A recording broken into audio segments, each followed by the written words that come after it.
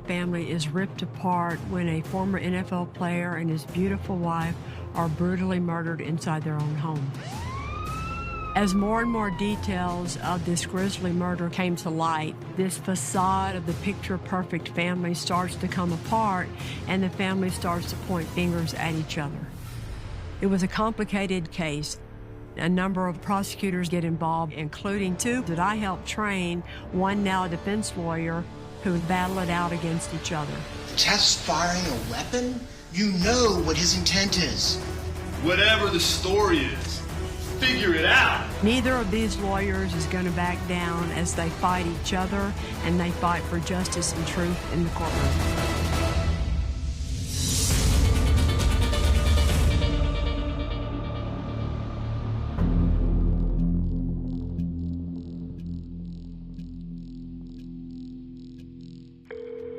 Houston 911, do you need medical, police, or fire? I just heard 2 gunshots downstairs in my parents' room. And your name?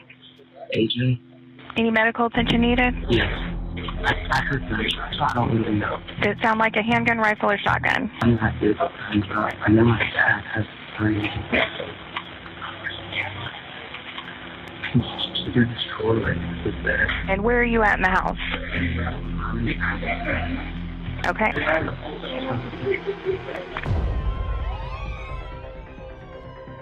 Okay. They're asking you to step out of the house. As HPD arrives, AJ turns off the alarm system as he meets them at the front door with his little sister, Kara. At that point, the number one priority is to get AJ and his little sister outside of the house and to safety.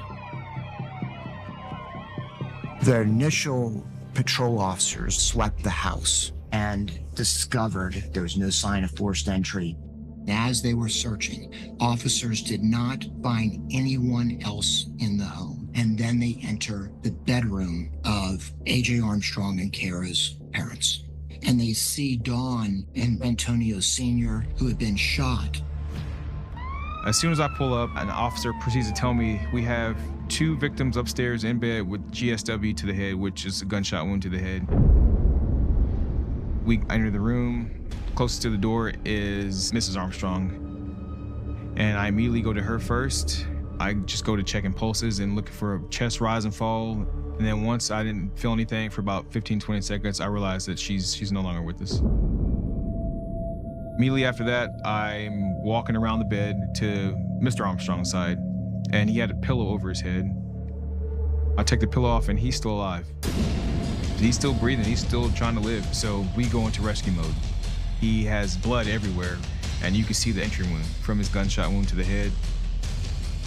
Once we get Antonio onto the stretcher, I have a young gentleman come up to me. He looks me in my eyes and he says, "Is he gonna be okay?" And you could tell that he was worried. He didn't say who he was at the time. He looked like a family member, and I just told him, I was like, we're doing the best we can for him.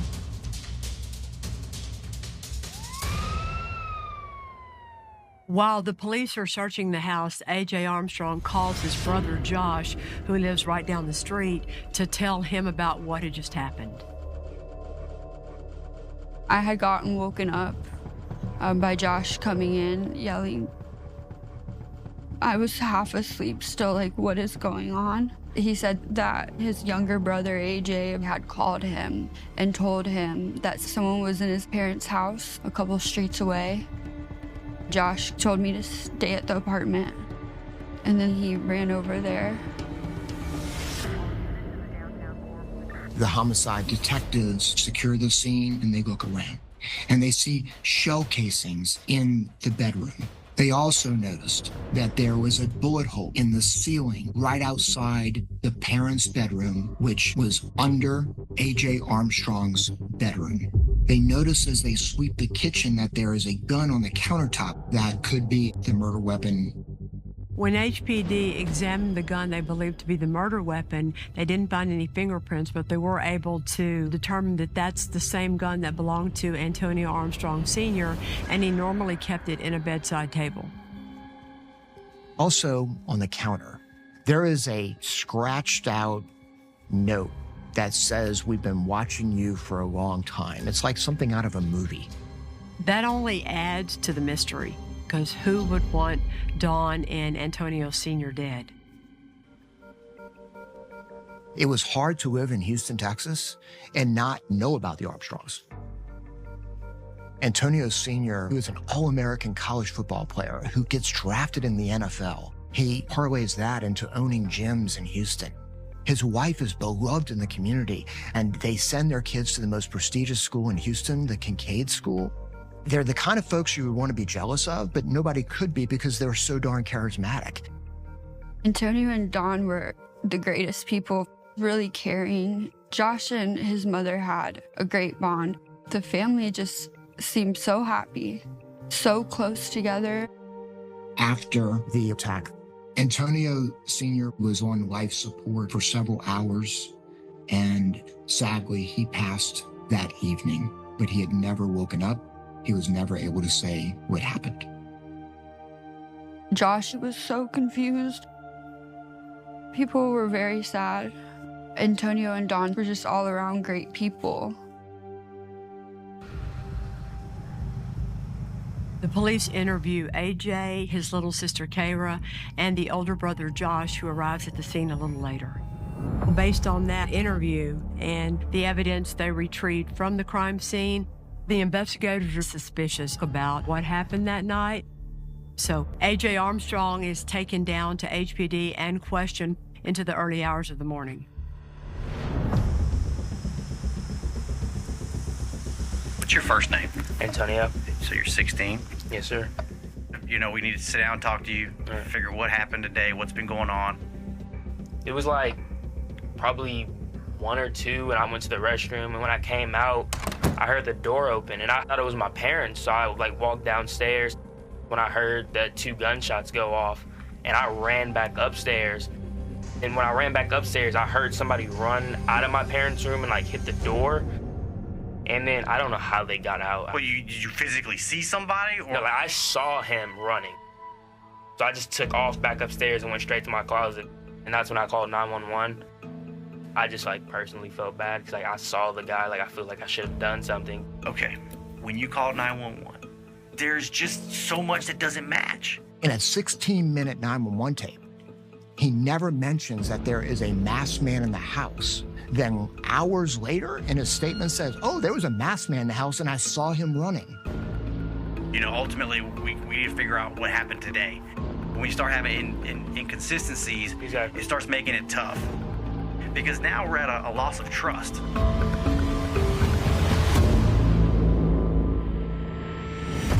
Josh recently had found out that he was not biological to Antonio Sr. Antonio was a stepdad. He felt like he was kind of the black sheep of the family. Investigators noticed a burn mark at the top of the stairs. That was his first attempt to kill his parents.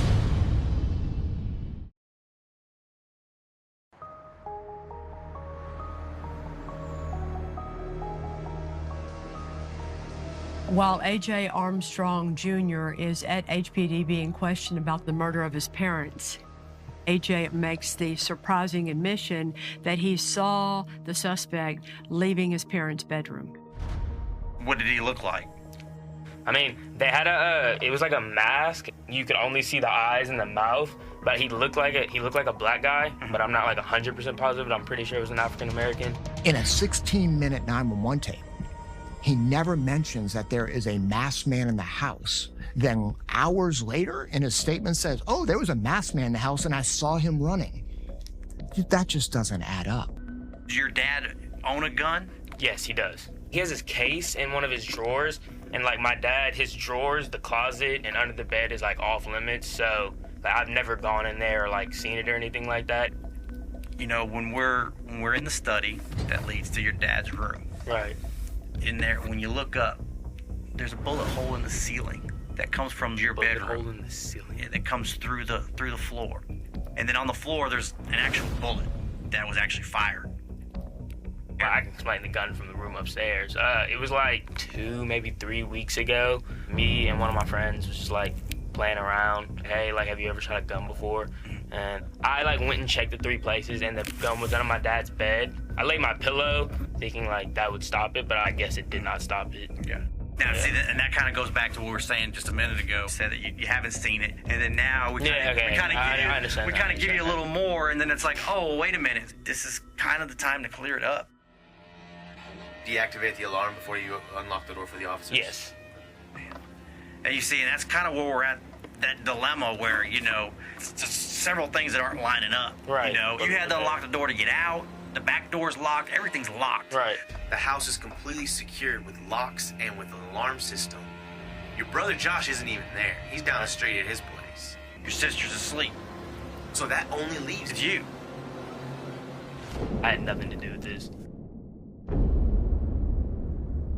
HPD pays very close attention to the statement and the details of what A.J. Armstrong tells them that night. That, along with the 911 call that A.J. made that night, and all of the other things that HPD saw with their own eyes at the scene, A.J.'s story didn't add up. On top of that, the gun that was recovered at the crime scene that belonged to Antonio Sr. was tested, and they were able to identify that as being the gun that fired the bullets into Antonio and Dawn's bodies. Based on all that they learned, they arrested A.J. Armstrong, and he was subsequently indicted for capital murder. The family was completely behind A.J. since day one. And Josh was very angry. He said they have the wrong person. He didn't do this. I remember when this case happened because the school where AJ went is where my daughter Samantha went to school, and my daughter Kelsey went to school with Josh at St. Francis. So we all knew the kids, the boys, we all knew of the parents. Everybody knew somebody involved in this case, whether it was the defendant or one of the victims.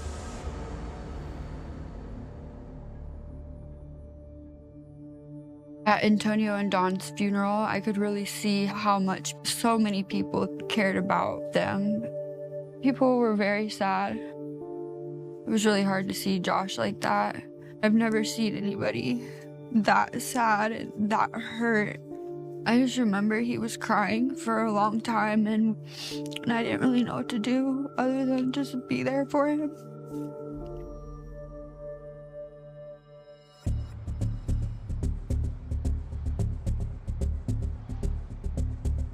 I was brought in to represent AJ when Chris Collins, my co-counsel in this case, called me. Chris Collins was Antonio Sr.'s personal lawyer.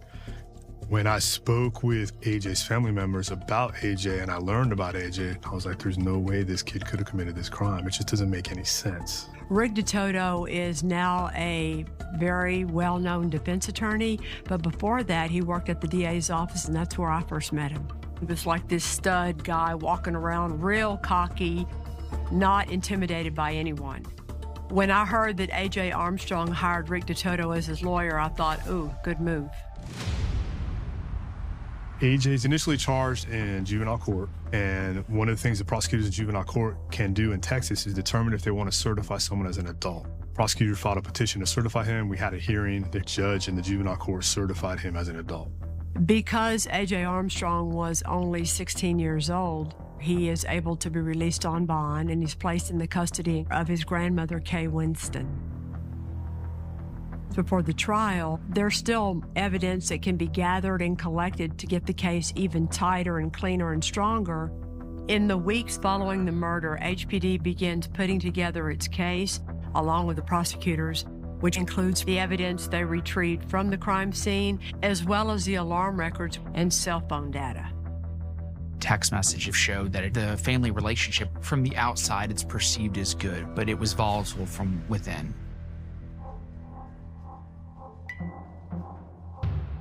Through the text messages, we learned that there were issues between AJ and his parents. There were events leading up to the night of the murders.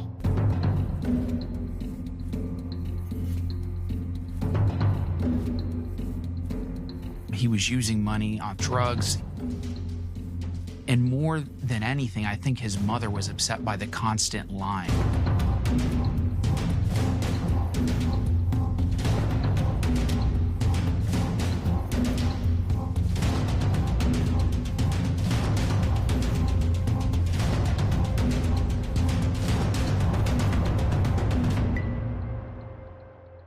it was a boiling pot from within inside the four walls of that house.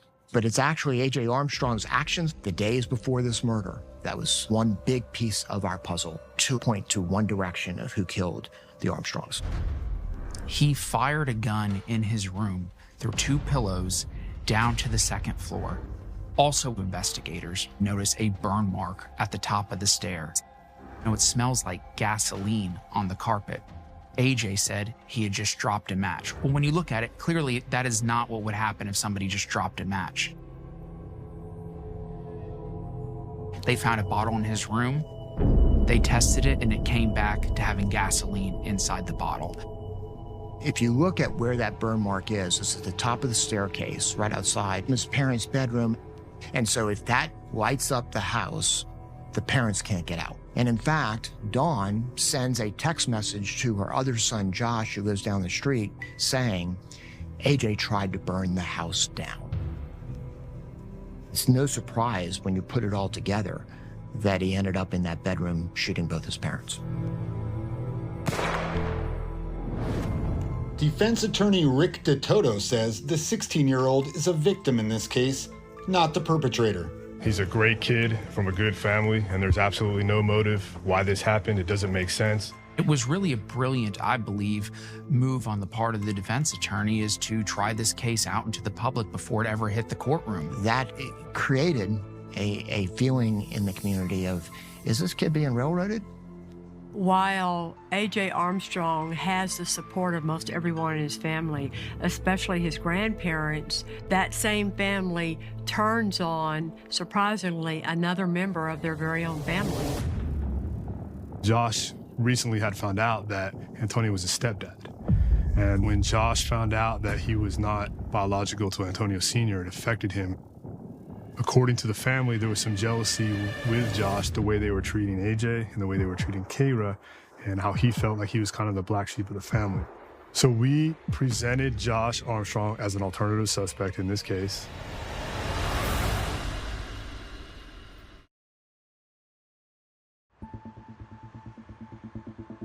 In the months leading up to the trial, A.J. Armstrong's defense lawyer, Rick DeToto, made all kinds of statements in the news that A.J.'s half-brother, Josh Armstrong, could be the true killer. The defense's strategy was to present Josh as the black sheep of the family, the half-brother, not even fully related to Antonio Armstrong Sr., not blood. Before the murders, they spoke every single day. They loved Josh, and Josh loved them. That was his real dad to him. Josh and I had been together for a little bit over a year before the murders. We met in college. We just connected so well. And probably within that month, we started dating. But Josh's behavior after the murders completely changed. At first, it was just depression, but then a week or two later is when I started seeing the paranoia come out. He felt that if somebody went after the parents, what's to stop them from going after him and I? I don't think that Josh knew his family was saying that he's the one who did it. Despite all of the defense's theories that Josh Armstrong was the true killer, he was never truly considered a suspect by HPD because at the time of the murder, Josh always had a hard, firm alibi that he was with his girlfriend, Hannah.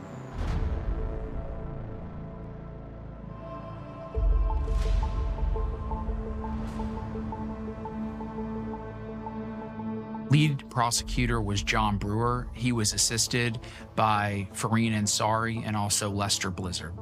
The prosecution leaned a lot into motive. They were trying to get into the mind of A.J. Armstrong.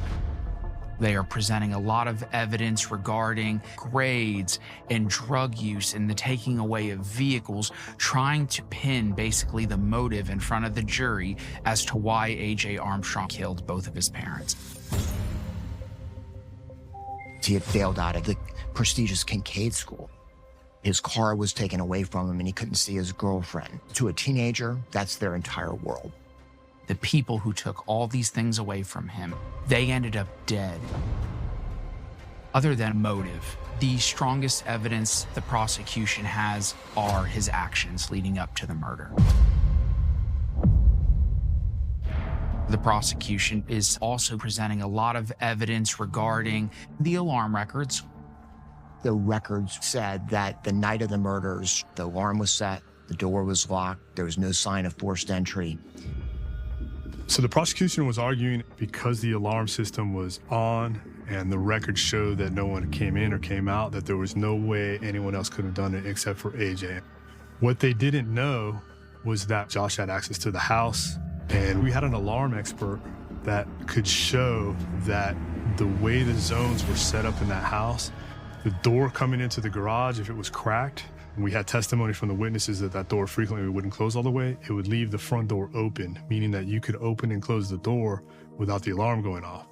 And we were able to call that expert during the trial to show that that's a problem with the alarm system in a way someone could get in and out and not trigger the alarm.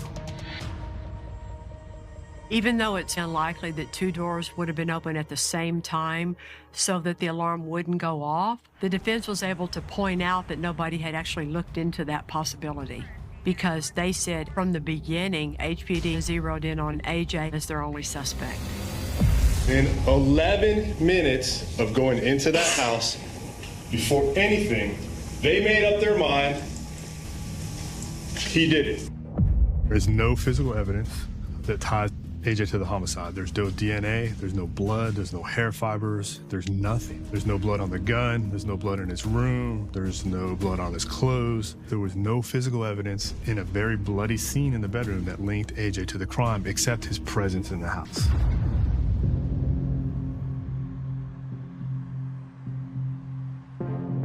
The jury deliberates for several days, and they're unable to reach a verdict.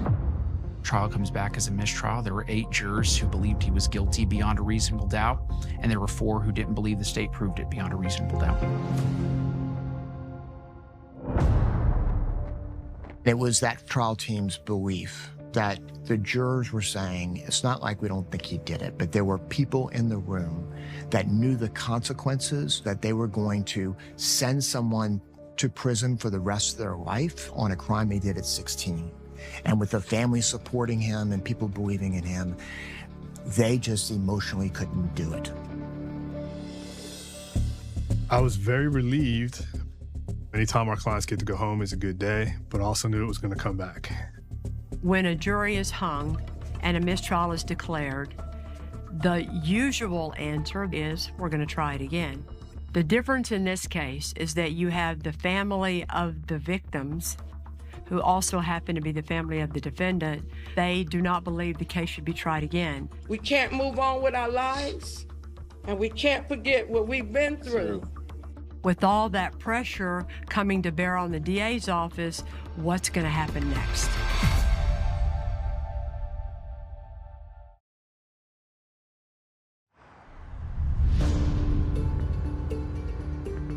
When the trial against A.J. Armstrong for the murder of his parents was hung and a mistrial was declared, the DA's office makes the decision to try the case for a second time, because when you have 2 people who are murdered and the state of the evidence points to one suspect, you're going to try that case again.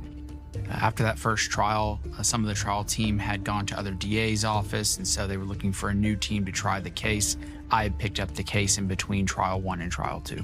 I knew that it was a very contested case, and so I knew it was going to be an uphill battle when I took over the case. And Ryan asked me to join him to try the case for the second trial. This is already a very compelling case, and it's captured all of our attention. I'm especially paying attention to it because I know the lawyers so well. Both John Jordan and Rick DeToto worked at the DA's office, and I helped train them. John Jordan's style is a little more dramatic. He very much likes the whole theater courtroom part of a trial. And knowing those guys, they are both very ready to duke it out against each other in the courtroom. I have a great deal of respect for Rick DeToto. He is a tremendous advocate. Juries love him. The problem is, we had the truth on our side. We kind of went into the second trial, even though we were kind of new. We didn't know the case like the defense team who had had it since day one. We're like, okay, well, we just have to get a better jury, and the evidence is great, and so we're going to try the case somewhat similarly, and we trust the evidence enough that we are confident that we're going to get a guilty verdict. It's now 3 years later since the first trial, and in that time, A.J. Armstrong has grown up. He is now married to his longtime girlfriend, Kate. He has a son of his own. He looks a lot older. This is going to be a whole different kind of appearance that he portrays in front of a jury this time compared to last time. In the opening statement, we recognize it's hard for rational, non-sociopathic people to get their head around the idea of what seems like normal teenage problems can lead to homicide. So what we did is we told the jury is you may never know why he did it, but you're going to be very confident and know he did it based on the evidence. So we stuck to his actions, his words, and the alarm records. In the first trial, the defense claimed that doors could be open and the alarm not go off. And it is the state's burden to prove beyond a reasonable doubt that the night of the murders, that house was secure. The alarm system is complex. And what we learned is in the first trial, neither the state nor the defense had the complete records. They had records from ADT alarm system. ADT is the hardware side of this case, but they contract with a software company who monitors those records, and that company is Alarm.com. And so when we got Alarm.com's records prior to trial 2, we see now that there is way more activity that can be determined within the records, showing that nobody went in and out of the house and that the alarm system did not trigger, did not go off the night of the murders. So we had an expert from ADT to explain the alarm. My co-counsel, Chris Collins, was able to determine on cross-examination that there was a minimum of like 77 errors in the records of the alarm system. Chris was able to go step by step with that alarm expert and show to the jury that the records weren't accurate. And it was difficult to argue that no one could have gotten in and no one could have gotten out. The defense really leaned into Josh in the second trial. In the first trial, they throw him out as a possible suspect. By the time trial 2 comes around, they have put all their cards in the Josh Armstrong basket as an alternate suspect.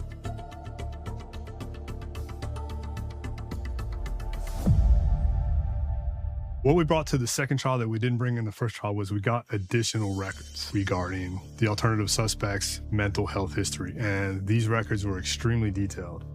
We needed to present them to show the jury that the mental health issues occurred before the murders, not just after.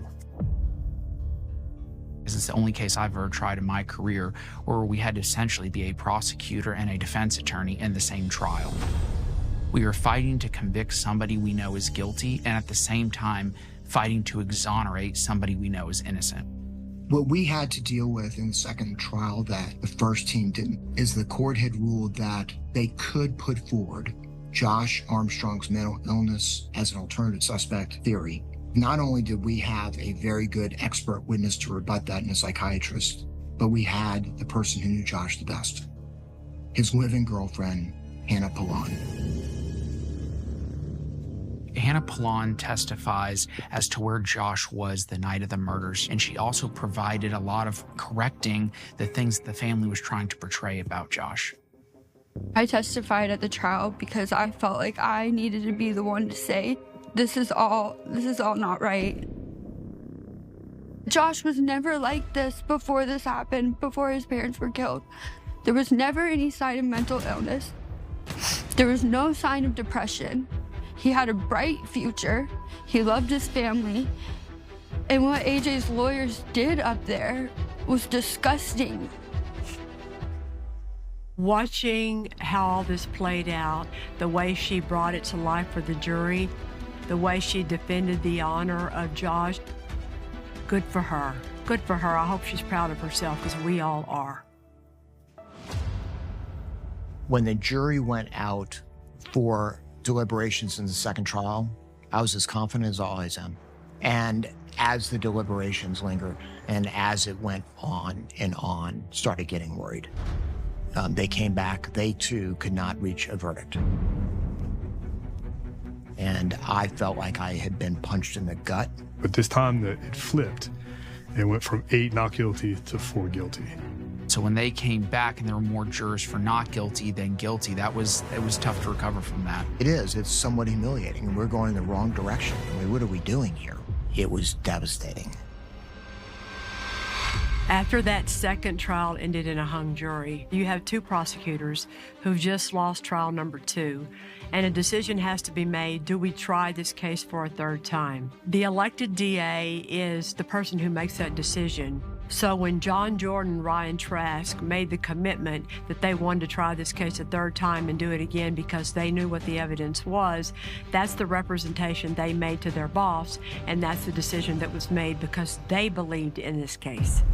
But then there was a groundswell of supporters for AJ. Things started gaining momentum where people were like, enough is enough. Leave this kid alone.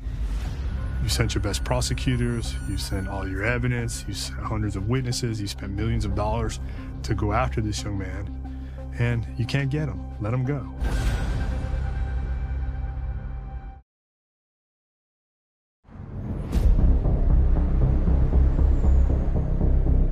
After that second trial ended in a hung jury, John Jordan and Ryan Trask made the commitment that they wanted to try this case a 3rd time and do it again because they knew what the evidence was. But in the first trial, the split was 8-4 for guilty, and in the second trial, the split was 8-4 for not guilty. So the prosecutors knew they were facing even more pressure from the court of public opinion to try and make sure they got a verdict in the 3rd trial.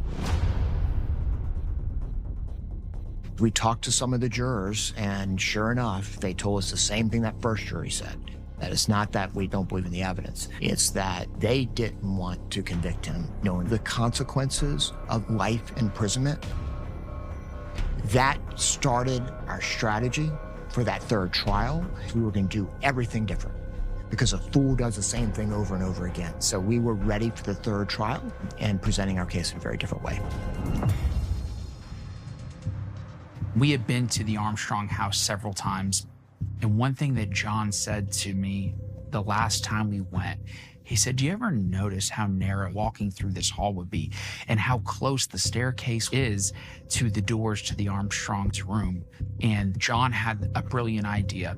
When I was a young prosecutor, I happened to actually be in the courtroom watching the Susan Wright trial, where Kelly Siegler brought the bed into the courtroom and demonstrated the crime. And I attack at the head area first.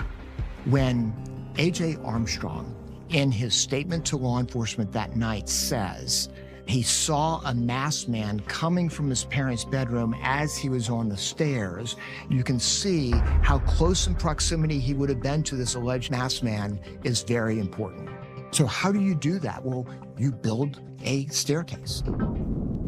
We are taught at the DA's office to make the crime come alive in front of the jury. We all learn that. When you do that, you put the jury there where they can't avoid seeing what happened. When we were preparing for trial 3, we had solicited as one of the foremost experts in blood spatter as well as scene reconstruction, Chelly Rossi from the Montgomery County DA's office, who's helped me on cases before.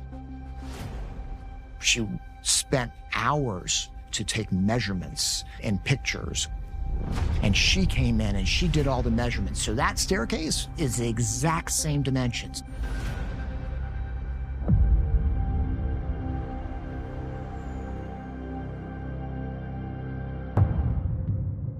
We placed the staircase away from the end of the jury box so they would see how close in proximity A.J. Armstrong would have been, if you believe his statement, on the staircase to this alleged made-up assailant who had a mask on.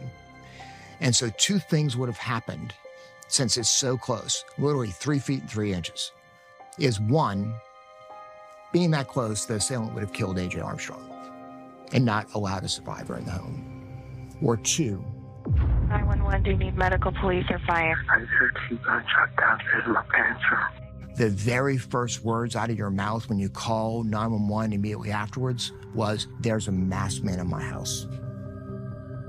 Can't run from it was an excellent point by them. In the very way that the first 2 juries tried to avoid that cold reality of how horrible this crime was, we were not going to let them do it. They were going to have to see it. They were going to have to confront it. Well, now we're going to bring the bedroom into the courtroom. So we set up a mock bedroom.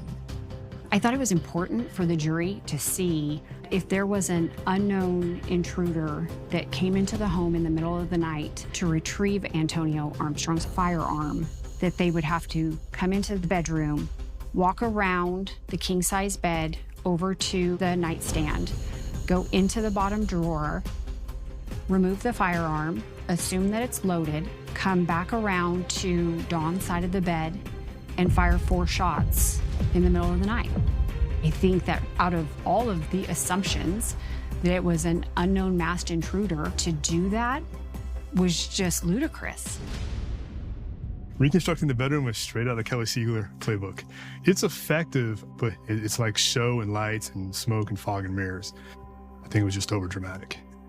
When John Jordan started to build out the stairwell and the bedroom, I heard all about it. I got a lot of text messages and phone calls. Guess what Jordan's doing? You know where he's getting it from. So, you know, it makes me proud that he thought to do that. 6 inches each that way. I've been called dramatic and theatrical a few times in my life, but if it works and a jury understands what we're trying to say, then that's what matters. After we presented the reconstruction of the crime scene, one of the things we decided to do differently was how we presented the alarm records. In the second trial, we had one representative, an expert from ADT, to explain the alarm. What we learned in trial 2 is that because the expert from ADT did not understand the software from alarm.com, he did not have answers for some of the things that were being asked of him by the defense attorney on cross-examination. So in trial 3, we now bring the expert that understands all of the alarm records, Jason DeCosta, who was the VP for alarm.com. And we went through for hours, and we went through everything. And he testified to a lot of the things that the defense was trying to say to were errors in the alarm records. He could turn around and say, that's not an error. That's how the alarm records should be reporting. And so he was a great help to us in trial 3, bring the truth to the jury about what the alarm records really meant. In closing, what I wanted the jury to feel was everything that I've tried to get them to feel in the first 2 trials. Police did a horrible job. They narrowed in on AJ, but I got really aggressive. This is a reckless prosecution. Only you can stop it. Only you can tell them enough is enough. In closing argument, I used the alarm records. I tied in how voluminous those records were, and then I showed a text to the jury. It was something that Dawn had sent to her son, AJ, months before her murder, and it said, "The alarm doesn't lie, you lie."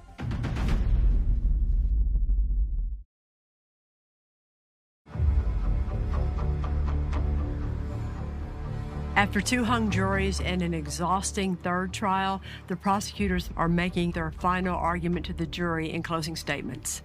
Because this defendant has the ability to fool everybody, but he couldn't fool Mama. Towards the end of my closing, since it became a decision for the jury, was it Josh or was it AJ? We ended it with what we truly believed. I want to end this trial attempting to give a voice to Dawn. You are the only people in our community who, with your verdict, can exonerate my innocent son by holding my guilty one accountable. You could see her saying that. It has been an emotional 1.5 years. And I told John, if he's not convicted on the evidence we just presented, it will never be good enough. We, the jury, find the defendant, Antonio Armstrong Jr., guilty. Our heart goes out to the family. We understand they're going through a lot. It's just their truth is not the truth, but our heart goes out to them because they are victims. Because he was found guilty of capital murder is an automatic life sentence, and because he was 16 at the time of the crime, he'll be eligible for parole in 40 calendar years. It's the worst moment of my career. It's a complicated emotion in that I know I fought my ass off for him. I gave a lot for that young man, but I still felt like I let him down. Obviously, the work that all these lawyers did is pretty impressive. To be able to change their strategy based on how it played out in the last trial and move forward and stay so invested in this case speaks a lot to what good lawyers they are. I think Antonio and Dawn would be proud of their son, Josh. I even think they would forgive AJ for what he did because that's the kind of people Antonio and Dawn were. But I know Antonio and Dawn have to be proud of the fact that we're getting the truth.